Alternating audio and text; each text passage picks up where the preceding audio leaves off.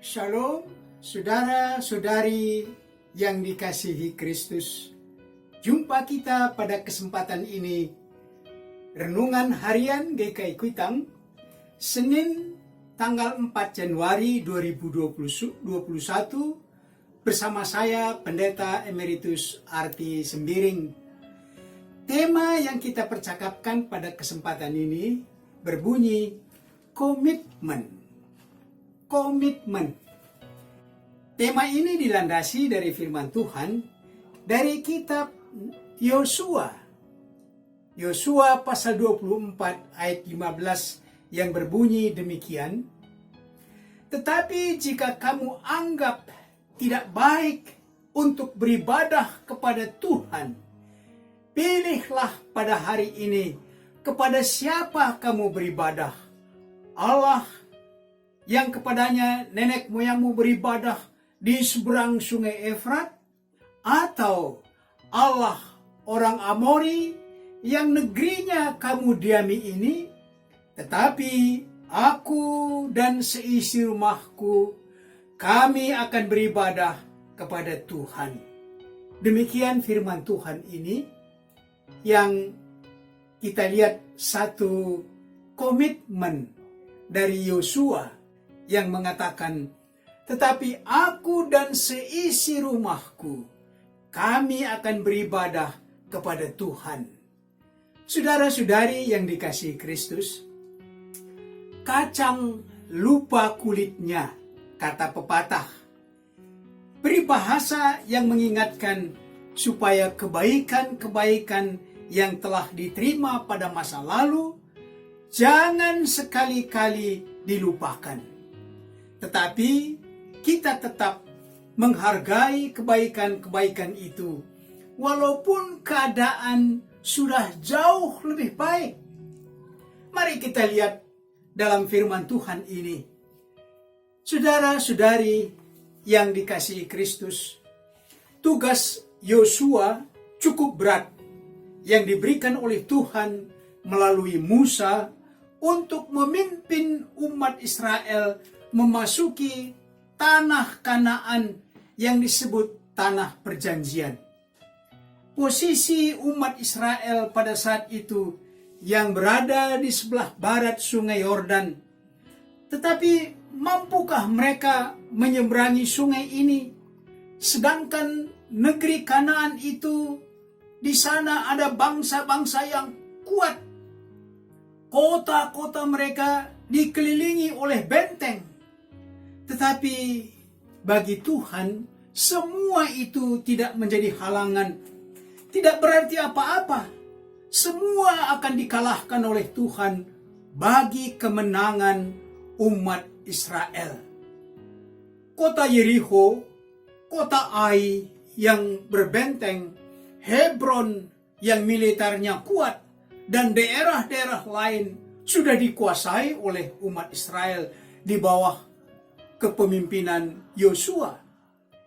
Negeri itu dari selatan, yaitu Laut Asin, sampai di Galilea, telah dibagi-bagi kepada suku-suku Israel. Di sana ada rumah, ladang, kebun yang direbut oleh Israel menjadi milik mereka. Dan Tuhan mengaruniakan kepada mereka keamanan ke segala penjuru.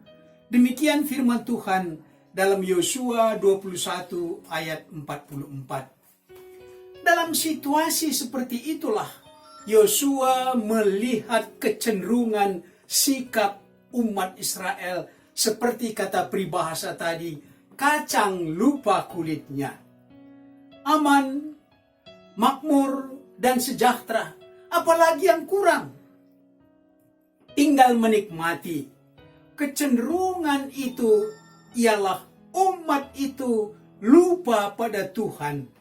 Di sana memang ada Taurat Tuhan, ada aturan-aturan ibadah. Mereka jalankan, tetapi lupa apa isi Taurat. Apa maksud aturan-aturan ibadah?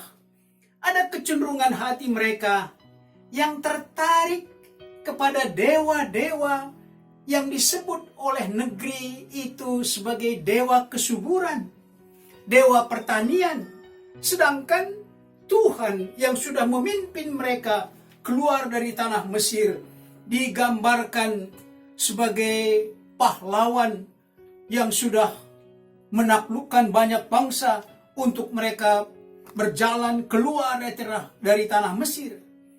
Kecenderungan hati mereka, apakah tidak lebih baik sekarang kita beralih kepada dewa kesuburan pertanian, supaya gandum, anggur, zaitun, buah pohon ara diberkati oleh dewa kesuburan yang mereka sebut dewa Baal?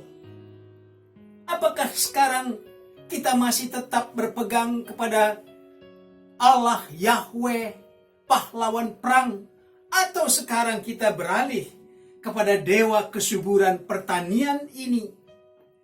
Di sana roti mana sudah berhenti.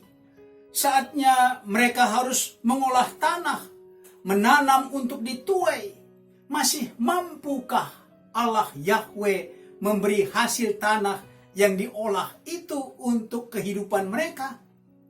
Hati mereka cenderung beralih kepada dewa kesuburan, dewa pertanian, karena Allah Yahweh yang tangguh dalam peperangan tidak dibutuhkan lagi. Demikianlah masa depan yang harus mereka hadapi, yang harus mereka songsong. Dalam suasana yang rawan inilah, Yosua mengingatkan dan memberi pilihan bebas kepada umat itu yang sudah masing-masing suku menduduki negerinya, sudah mengusahakan ladang, kebun, anggur, gandum, zaitun, sudah mereka usahakan. Masih mampukah Allah Yahweh, panglima perang itu, untuk memberi kesuburan pertanian mereka? Inilah pertanyaan saudara-saudara yang harus mereka tentukan pilihan ini. Dari ayat firman Tuhan ini terlihat satu komitmen yang sangat positif yang dinyatakan oleh Yosua, hamba Tuhan yang berbunyi, "Tetapi aku dan seisi rumahku, kami akan beribadah kepada Tuhan." Inilah komitmen Yosua. Masa depan yang terbentang di hadapan mereka di tanah Kanaan yang terbuka, yang sudah siap digarap, dibangun. Tetapi siapa yang mereka sembah? Atau masihkah mereka membutuhkan kehadiran Allah Yahweh? Semua mereka bebas untuk memilih. Ini yang dikatakan oleh Nabi, oleh Yosua. Sekarang kamu bebas memilih kepada siapa kamu beribadah. Tetapi Yosua dengan tegas mengatakan tekadnya, janjinya, komitmennya dengan berkata, "Aku dan seisi rumahku, kami akan beribadah kepada Tuhan." Ternyata umat Israel menyatakan mereka juga ikut dalam barisan Yosua untuk tetap beribadah kepada Tuhan. Saudara-saudari yang dikasihi Kristus, tahun 2021 dengan 365 hari telah terbentang di hadapan kita. Pandemi COVID-19 masih menghadang. Suasana kesatuan bangsa kita rawan. Ekonomi masih prihatin. Bagaimana tekad atau komitmen kita menjalani tahun ini? Kita bebas memilih, khususnya kepada siapa kita beribadah, kepada siapa kita berharap, kepada siapa kita bertanya, bersyukur, memohon pertolongan untuk tetap takut akan Tuhan. Mari saudara-saudari yang dikasihi Kristus, kita renungkan tema ini, komitmen ini dengan beberapa pokok sebagai berikut. Pertama, perlukah kita menyatakan tekad atau komitmen kita menjalani tahun 2021 ini? Perlukah kita memiliki komitmen atau apa adanya saja?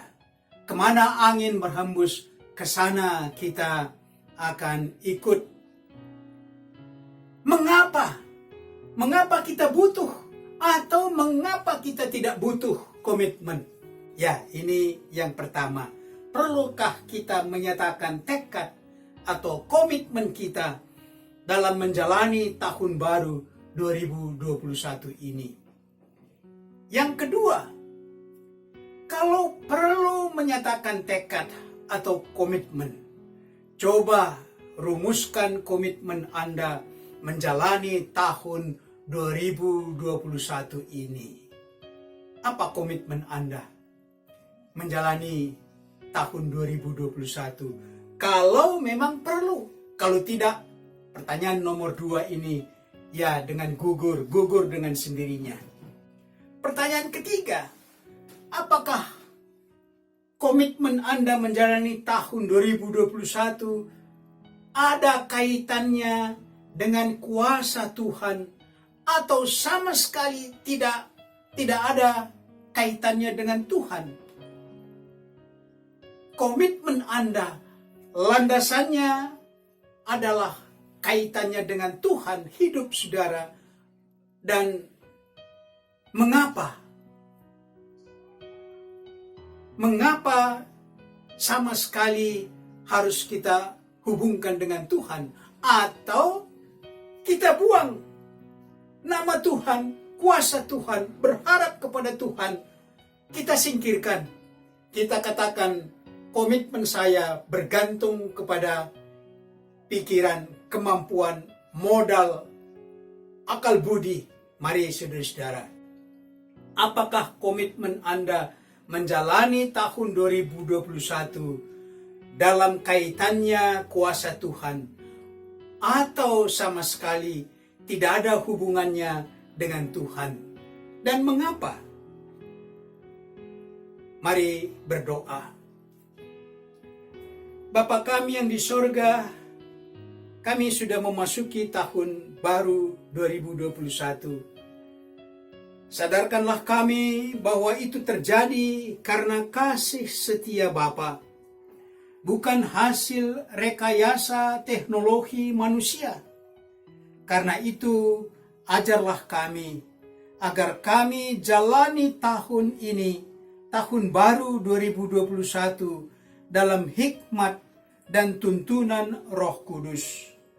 Kami boleh berencana, tetapi rencana Tuhanlah yang terjadi bagi kami.